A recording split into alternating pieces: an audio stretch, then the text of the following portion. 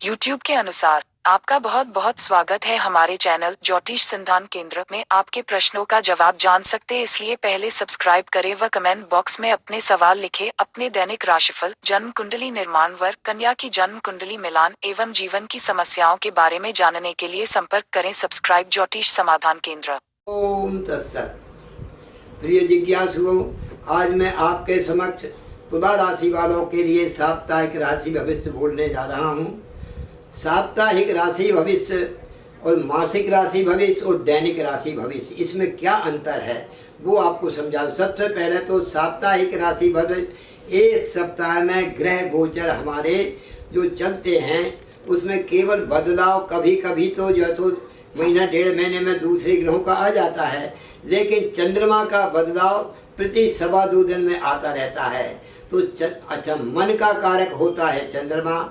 आपकी चंद्र राशि जो होती है मन का कारक होता है, तो मन में प्रसन्नता होना, मन में दुखी होना, इस चंद्रमा दर्शाता है। क्यों? मन ही एवं मनुष्यानाम बंधनम कारण मोक्षयोः। बंधन और मोक्ष का कारण केवल मन होता है। जो वस्तु से आप प्रसन्न होते हैं उसमें आप दुखी भी हो जाते हैं। तो वस्तु ना तो प्रसन्नता देने वाली है ना दुख देने वाली है, केवल मात्र आपका जो मन की प्रवृत्ति है वही और सुख और दुख का कारण बनती है।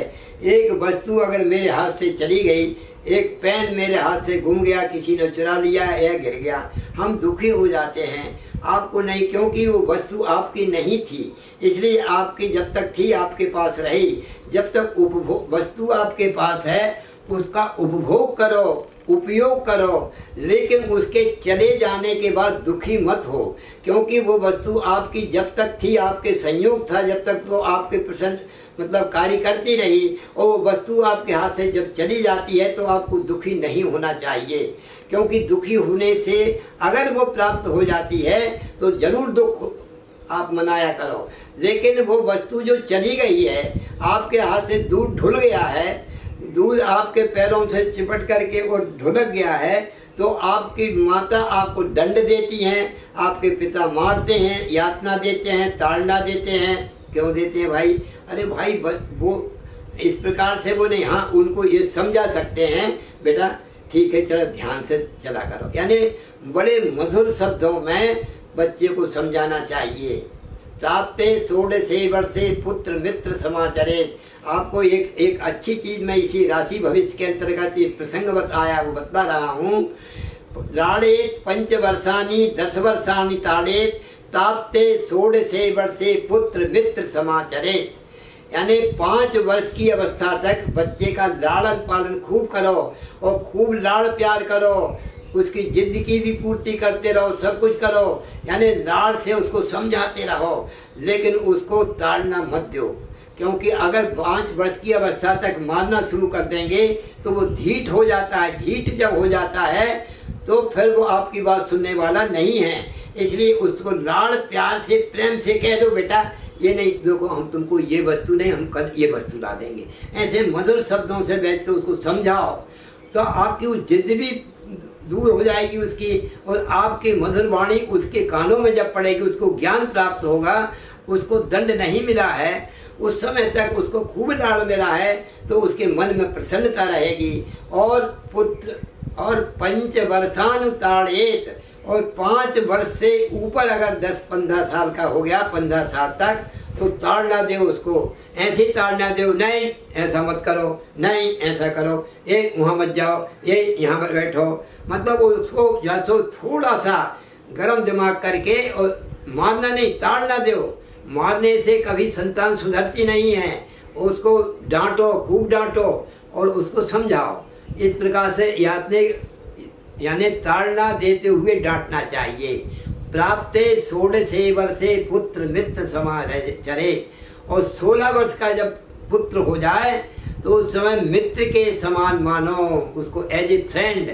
उसका हर चीज़ की सलाह लो, भला ही उसमें बुद्धि नहीं है तो भी आप जैसो गाड़ी खरीदें सलाह लो बच्चे से, जैसे पत्नी से सलाह लेते हैं, भाई से सलाह लेते हैं, पिता से सलाह लेते हैं, उसी बार संतान से भी सलाह ले। अरे बेटा अपन कौन सी गाड़ी ले लें, तुम बताओ, आज अपन जो है सो कौन सी चीज़ ला दें। मतलब भला ही वो आपको ना यस नो का उत्तर नहीं दे रहा, लेकिन उसको सलाह दो तो उसमें बड़प्पन आ जाता है और वो समझता है कि पिताजी मेरे से सलाह देते हैं तो उसमें क्या हो, बड़प्पन आ जाएगा और फिर वो आपकी बातों को मानने लगेगा। ये हमारे शास्त्र का नियम है। प्राचीन काल में शास्त्रों की नीति वाक्यों से जब संतान चलती थी तो संतान बस में रहती थी, लेकिन आजकल हम इन सब चीज़ों का कोई प्रयोग नहीं करते हैं। हमारे शास्त्र को लोगों ने खो दिया है। तो कहने का तात्पर्य है कि आपके जो आज मैं राशि भविष्य तुला राशि वालों को बता रहा हूँ कि तुला राशि वालों के लिए शुक्र इसका स्वामी है और शुक्र इस समय चल रहा है मीन राशि पर। आपकी जो तुला राशि है, तुला राशि से 6वें स्थान पर चल रहे हैं शुक्रदेव, आपके राशि के स्वामी हैं, उच्च राशि के हैं जबकि, लेकिन इस समय सूर्य के साथ होने के कारण वो अस्त हो गए हैं। वो शुक्र अस्त है। अस्त होने के कारण क्या है कि उसमें जो तेजस्विता होती है शुक्र में, वो शुक्र की तेजस्विता थोड़ी कमज़ोर हो गई है। इसलिए शुक्र का जो तेजस्वीपन है वो कमज़ोर हो गया है। इसलिए इस समय जब शुक्र तेजहीन हो जाता है तो इस समय आपके विवाह, शादी, मंगलकारी, जितने भी मंगलकारी होते हैं, व्यवहारिक कार्य होते हैं, वो सब जो है सो नहीं करना चाहिए, क्योंकि शुक्र के आधार पे ही भौतिक कार्य होते हैं। इसलिए निस्तेज शुक्र में मत करो। और आगे चलकर शुक्र जब राशि सूर्य राशि परिवर्तन कर लेंगे या शुक्र राशि परिवर्तन कर लेंगे तो उदय हो जाएंगे। शुक्र का तारा जब उदय हो जाएगा तो उस समय आप कोई भी कार्य कर सकते हैं। इसलिए अभी मांगलिक कार्य जितने हैं, लोग तो अभी देखिए बिना विचारे शास्त्र को छोड़ करके, शास्त्र विहीन हो करके आज सनातन धर्म में जो व्यवस्थाएं, जो मर्यादाएं बनी हैं, सब नष्ट करके लोग शादी कर रहे हैं, विवाह हो रहे हैं। जबकि शुक्र अस्त में विवाह नहीं होते हैं, मीन के सूर्य में विवाह नहीं होते हैं, तो भी लोगों के ढोल बज रहे हैं, बैंड बज रहे हैं। उससे अच्छा तो यह है कि आप कोर्ट से मैरिज करा लो। ये मंगलकारी का ढोंग करने की जरूरत क्या है? ये 4 लोगों को दिखाने की जरूरत क्या है? इसमें दाम्पत्य जीवन के ऊपर भी इसका प्रभाव पड़ता है। आप इस प्रकार से अगर यदि शास्त्र विहीन अब अगर कोई कार्य करेंगे, क्योंकि धर्मो रक्षति रक्षतः, अगर हम शास्त्र की रक्षा करेंगे तो शास्त्र हमारी रक्षा करेगा, न्याय की रक्षा हम करेंगे तो न्याय हमारी रक्षा करेगा। कोई आपको लठ नहीं मार रहा कि शादी मत करो। अरे भाई, शादी ये मान मर्यादाएं शास्त्र में पंडितों ने बताई हैं, हमारे पंचांगों में लिखी है, वेद शास्त्र में लिखी है। उसको छोड़ करके आप विवाह कर रहे हैं। 1 महीने बाद भी विवाह किया जा सकता था, 8-15 दिन का रहा नहीं जाता आपसे। आप इस प्रकार से बहुत से लोग विवाह कर लेते हैं, गृह प्रवेश कर लेते हैं, मान मर्यादाओं को नष्ट करते हैं। लेकिन ये नहीं करना चाहिए, क्योंकि उसका प्रभाव आपके जीवन पर भी पड़ता है। आंशिक रूप से दिखता नहीं है, अदृश्य रूप में रहता है। जिस प्रकार अदृश्य रूप में, जैसे आप स्मशान से आते हैं और बिगर नहाए आप खाना खा लें, जाकर सीधा खाना खा लें, ना हाथ धोए ना पैर धोए, स्मशान से आप खा लें करें तो आपको वो दिखेगा नहीं। लेकिन उसकी जो आंतरिक कीटाणु हैं, वो स्मशान के जो आंतरिक कीटाणु हैं, जो कि वैज्ञानिक लोग ये समझते हैं, तो आंतरिक कीटाणु आपके जीवन में, आपके शरीर में, आपके रोगाणुओं के ऊपर प्रभाव डालते हैं। जब आंतरिक कीटाणु वैज्ञानिक तरीके से स्मशान में आने के बाद बिना धोए हाथ पैर और खाना खाते हैं, तो आपको उसका जो आंतरिक कीटाणु का प्रभाव पड़ता है। आध्यात्मिक दृष्टि से भी उन वस्तुओं का भी प्रभाव पड़ता है कि जब आप जो है सो मान मर्यादाओं को छोड़ करके और अज्ञात रूप में आप कोई कार्य करते हैं, ज्ञात में अज्ञात में, तो उससे उसका आपके आध्यात्मिक जीवन के साथ आपके व्यक्तित्व में भी प्रभाव डालता है। तो शुक्रदेव इस समय अस्त चल रहे हैं। इस समय विवाह मंगलकारी सब वर्जित हैं और नहीं करना चाहिए। मंडप गृह प्रवेश ही नहीं करना चाहिए और मुंडन संस्कार भी नहीं करना चाहिए, नामकरण संस्कार भी नहीं करना चाहिए, अन्नप्राशन भी नहीं करना चाहिए। जो 16 संस्कार हैं, षोडश संस्कार में 2-3 संस्कार तो किए जा सकते हैं, जैसे मृत्यु संस्कार वो तो अनिवार्य, वो तो करना ही पड़ता है, तो वो कर सकते हैं।